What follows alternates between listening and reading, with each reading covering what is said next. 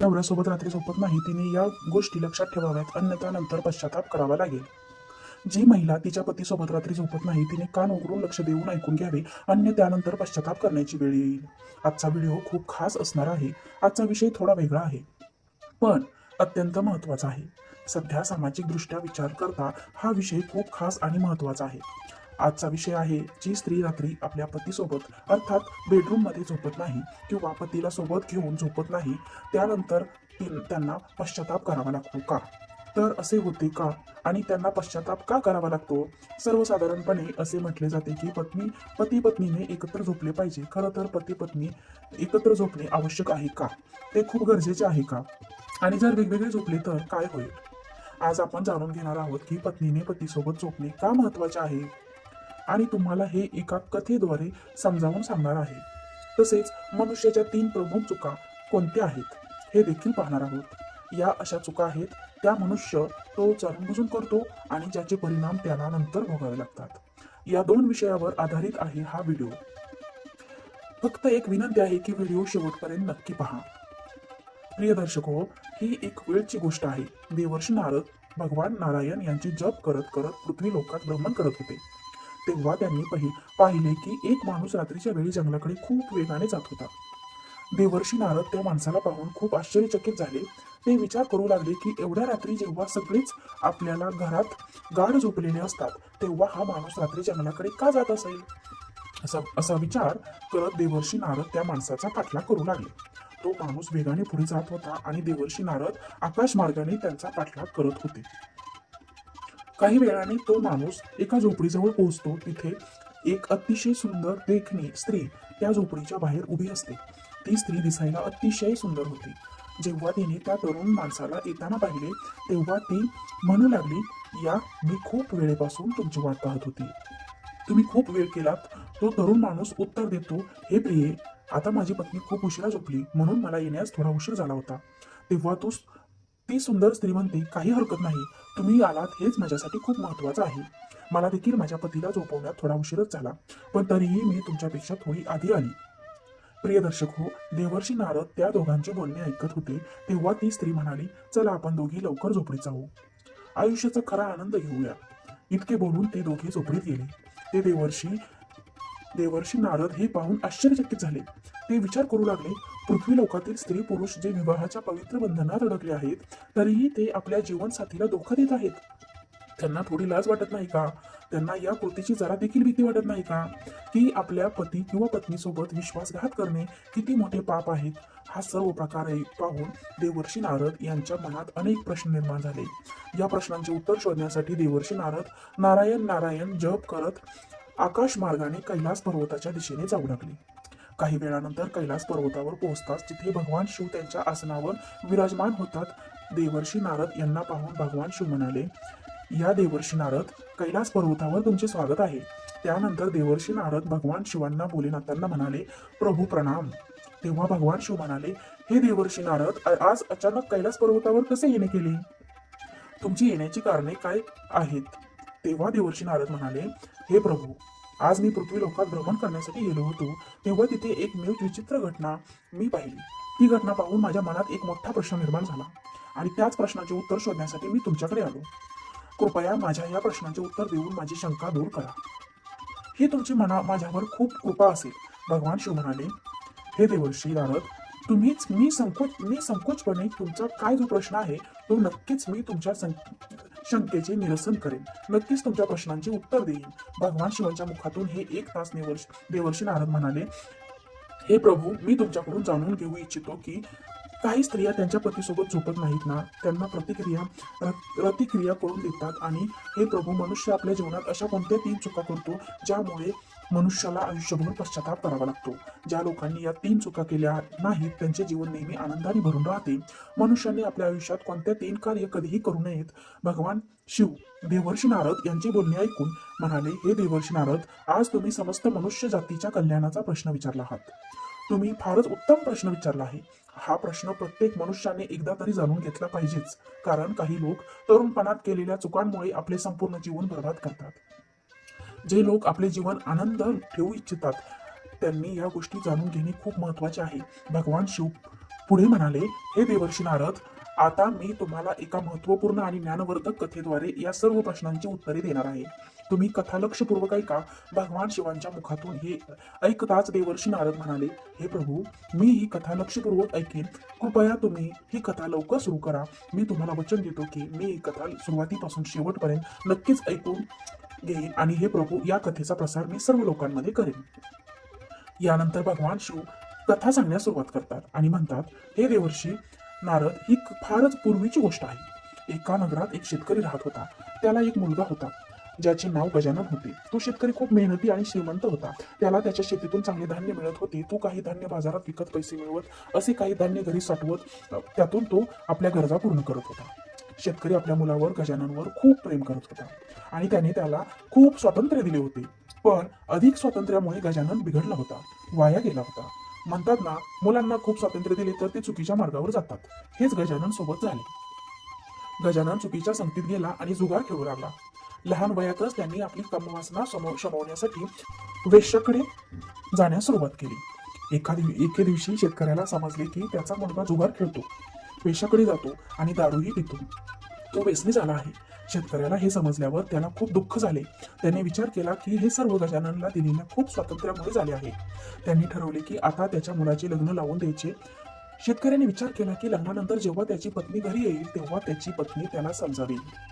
कदाचित तिचे ऐकून गजानन योग्य मार्गावर येईल. असा विचार करून शेतकऱ्याने आपल्या मुलाचे गजाननचे लग्न लावून दिले. विवाह झाल्यानंतर गजानन घरातच राहू लागला, कारण त्याची पत्नी अत्यंत सुंदर, मनमोहक आणि रूपवती होती. काही काळानंतर गजाननच्या आई वडिलांचे वय झाले. ते फार वृद्ध झाले आणि एक दिवस असा आला की त्यांनी हे जग, हा संसार सोडून दिला. पुढे भगवान शिव म्हणाले, हे देवर्षी नारद, खरी कथा तर आता इथून पुढे सुरू होत आहे. गजाननची पत्नी अत्यंत सुंदर होती, त्यामुळे गजाननची कामवासना शांत होऊ लागली होती. पण जुगार खेळण्याची सवय काही गेली नव्हती. जुगारात आपली संपूर्ण संपत्ती गमावली आणि त्याच्याकडे काहीच उरले नाही. ना त्याच्याकडे पैसा होता, ना त्याच्याकडे कोणते कौशल्य होते. देवर्षी नारद एके दिवशी त्याच्या पत्नीने सांगितले, आता आपल्याकडे काहीही शिल्लक राहिलेले नाही. तुम्ही राजाकडे जा, तिथे काहीतरी काम शोधा जेणेकरून आपले जीवन चालवता येईल. तेव्हा भगवान शिव म्हणाले, हे देवर्षी नारद, समजवण्यासारखी गोष्ट आहे की जर एखाद्या व्यक्ती राजाकडे नोकरी मागण्यासाठी जातो तर राजा आधी विचारतो की तो काय करू शकतो. जर तुझ्याकडे काही चांगले कौशल्य असेल तर राजा तुम्हाला नक्कीच नोकरी देईल किंवा एखाद्या कोणत्या तरी कामावर विश्वास ठेवेल, जेणेकरून राजाचेही ते काम होईल. आणि जर काहीच नसेल तर तो तुम्हाला निरुपयोगी समजून तिथून काढून टाकेल. हे देवर्षी, माणसाचे कौशल्य हीच त्याची खरी ओळख असते आणि गजाननकडे तर काहीच नव्हते, ना पैसा ना कोणते कौशल्य. तो आपल्या जीवनाच्या अशा वळणावर पोहोचला होता जिथे माणसाच्या हाती फक्त पश्चाताप उरतो. त्याला 2 मुलगे झाले होते ज्यांचे लग्न लावायचे होते आणि पैशांची खूप गरज होती. पण गजाननकडे काहीच उरले नव्हते. त्याला त्याचे घर चालवणेही कठीण होऊन बसले होते. गजानन दाण्यासाठी मोहताज झाला होता. त्याने आपली शरीराची सर्व शक्ती पूर्णपणे नष्ट केली होती. एके दिवशी गजानन कम वाचण्यासाठी आपल्या पत्नीकडे गेला. तेव्हा त्याची पत्नी म्हणाली, या जगात माणसाचे सर्व सुख फक्त कमवासना यांनीच नसते तर गरजवंताची मदत करण्यातही असते. जे लोक कमवासनीमुळे वेडी होतात ते बर्बाद होतात. हे स्वामी, आता मी तुम्हाला 3 चुका सांगणार आहे. या गोष्टी खूप काळजीपूर्वक आणि लक्षपूर्वक ऐका. मनुष्य बहुतेक वेळा या 3 चुका करतो. काही लोक अनावधानाने तर काही लोक मुद्दाम होऊन करतात. पण जे लोक या 3 चुका करतात ते आयुष्यात पूर्णपणे बर्बाद होतात. त्यातली पहिली चूक आहे, आपल्या जीवनाच्या सुरुवातीच्या काळात चांगले शिक्षण आणि कौशल्य न मिळवणे. जर तुम्ही किंवा तुमच्या मुलांनी ही चूक केली तर तुम्हाला किंवा तुमच्या मुलांना जीवन आणि करिअरमध्ये अनेक समस्यांना सामोरे जावे लागते.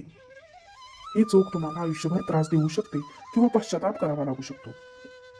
त्यातली दुसरी चूक आहे कामांना पुढे ढकलणे. जर तुम्ही तुमच्या तरुणपणी कोणतेही काम करण्यास टाळाटाळ केली आणि वेळेचा योग्य प्रकारे वापर केला नाही तर त्याचा परिणाम असा होतो की तुम्हाला तुमचे उद्दिष्ट साध्य करण्यात मोठ्या अडचणींचा सामना करावा लागू शकतो. आता त्यातली तिसरी गोष्ट चूक अशी आहे चुकीच्या संगती पडणे.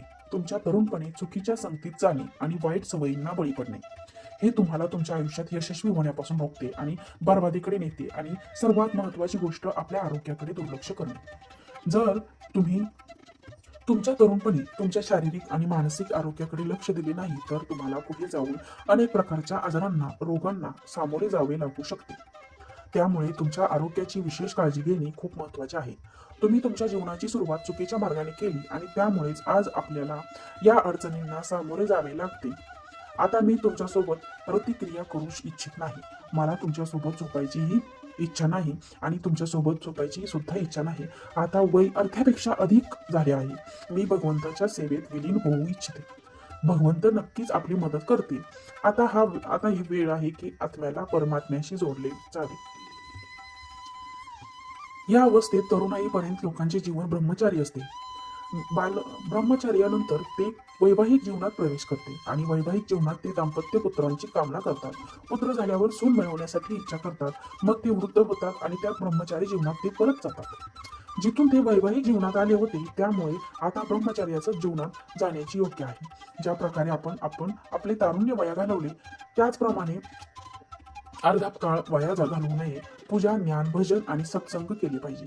मी स्वतःला वाया जाऊ देऊ इच्छित नाही. आता तरी तुम्हाला कळले असेल की तुमच्यासोबत कामवासनेत का सहभागी होऊ इच्छित नाही आणि का तुमच्यासोबत रतिक्रिया करू इच्छित नाही. आता आपले एकच उद्दिष्ट आहे की आपल्या मुलांचे लग्न करून देणे. तुम्ही कामवासना विसरून मेहनतीवर लक्ष केंद्रित करा. भगवंत नक्कीच आपले ऐकतील. पुढे भगवान शिव सांगतात, देवर्षी नारद, त्या गजाननच्या पत्नीने बरोबर म्हटले होते, जे लोक माझ्याशी सत्य मनाने जोडले जातात त्यांना कधीच कोणत्याही गोष्टींची कमतरता भासत नाही. मग एके दिवशी काय होते, एक वृद्ध स्त्री गजाननच्या घरी येते आणि ती वृद्ध स्त्री गजाननच्या पत्नीला आपली संपूर्ण संपत्ती तिला देऊन टाकते आणि तिच्या घरी राहायला लागते. ती म्हणते, मला संतती नाही, तूच मला आणि माझे धन सांभाळ. मला 2 वेळच्या जेवणाची सोय झाली तर माझ्यासाठी ते पुरेसे आहे. मग ती स्त्री गजाननच्या घरी राहू लागली. गजाननने आपले 2 मुलांचे लग्न लावले आणि पूर्ण कुटुंबासह आनंदाने राहू लागला. भगवान शिव पुढे सांगतात, हे देवर्षी नारद, त्या वृद्ध महिलेच्या संपत्तीमुळे गजाननच्या कुटुंबाची परिस्थिती सुधारली. त्यांच्या घरी पैसे आले, पण गजानन जो होता तो चुकीच्या मार्गाने चालू लागला. त्याच्या पत्नीने त्याच्यासोबत झोपण्यास नकार दिला आणि कामवासनेत सहभागी होण्यासही नकार दिला. यामुळे गजानन दुसऱ्या मार्गावर, जो त्याच्यासाठी खूप चुकीचा होता. गजानन एका स्त्रीच्या प्रेम जाळ्यात अडकला, कारण त्याची पत्नी न त्याच्यासोबत झोपत होती, न त्याला सोडत होती आणि न त्याच्या कामवासनेसाठी प्रतिक्रिया करत होती. आणि त्यामुळे आपली कामवासना शिकवण्यासाठी गजानन दुसऱ्या स्त्रीच्या प्रेम जाळ्यात अडकला. रात्री आपल्या पत्नीला झोपवल्यानंतर तो गावाबाहेर एका झोपडीत जात होता आणि रतिक्रिया झाल्यानंतर दोघेही आपल्या घरी परत जात होते. भगवान शिव म्हणाले, हे देवर्षी नारद, माझ्या म्हणण्याचा अर्थ असा आहे की स्त्रियांनी आपल्या पतीचा त्याग असा करू नये जसा गजाननच्या पत्नीने केला. कारण जर एखादी स्त्री आपल्या पतीसोबत झोपणे सोडून देत असेल, अनेक प्रतिक्रिया करणे बंद करत तर पती चुकीच्या मार्गावर निघून जातो.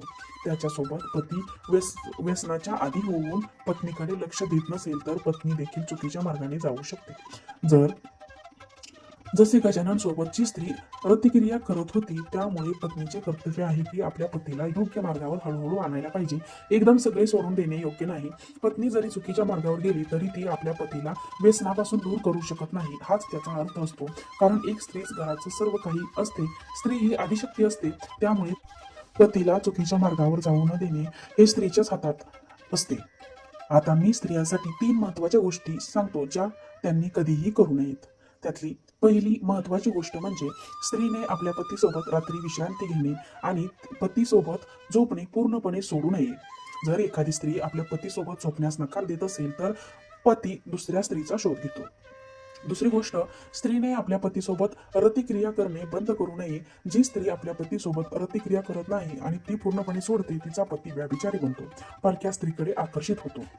तिसरी गोष्ट, स्त्रीने आपल्या पतीच्या सर्व इच्छा पूर्ण करायला हव्यात. जी स्त्री असे करते ती हळूहळू आपल्या पतीला योग्य मार्गावर आणते आणि ती उत्तम स्त्री मानली जाते. पण जी स्त्री आपल्या पतीसोबत शारीरिक संबंधाचा त्याग करते ती आपल्या पतीच्या व्यभिचारी होण्यास जबाबदार मानली जाते.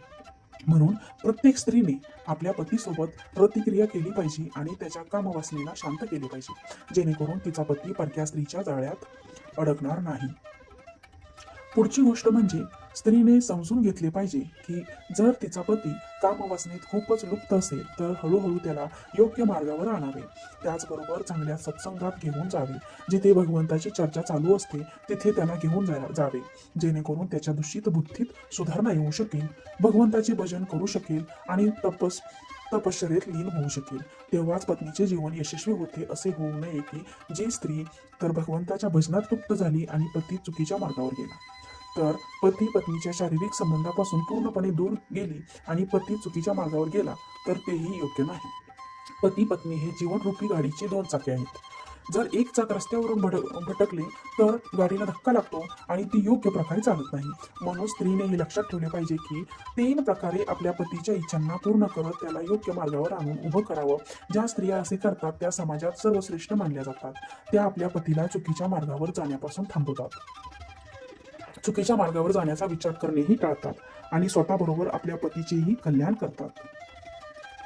भगवान म्हणतात, हे देवर्षी नारद, आता तुम्हाला कळले असेल की तो पुरुष ज्याला तुम्ही पाहिलं, जो झोपडीतून एका स्त्रीसोबत रतिक्रिया लुप्त होता, तो गजाननच होता. त्याच्या पत्नीने त्याच्यासोबत शारीरिक संबंध ठेवणे पूर्णपणे सोडून दिले होते.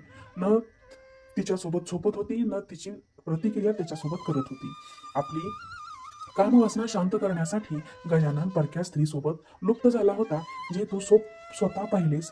देवर्षी नारद आपल्या प्रश्नांची उत्तरे जाणून खूप प्रसन्न होतात आणि नारायण नारायण जप करत तिथून प्रस्थान करतात. व्हिडिओ आवडल्यास व्हिडिओला एक लाईक करा, चॅनलला सबस्क्राईब करा, व्हिडिओ शेअर करा. आजचा व्हिडिओ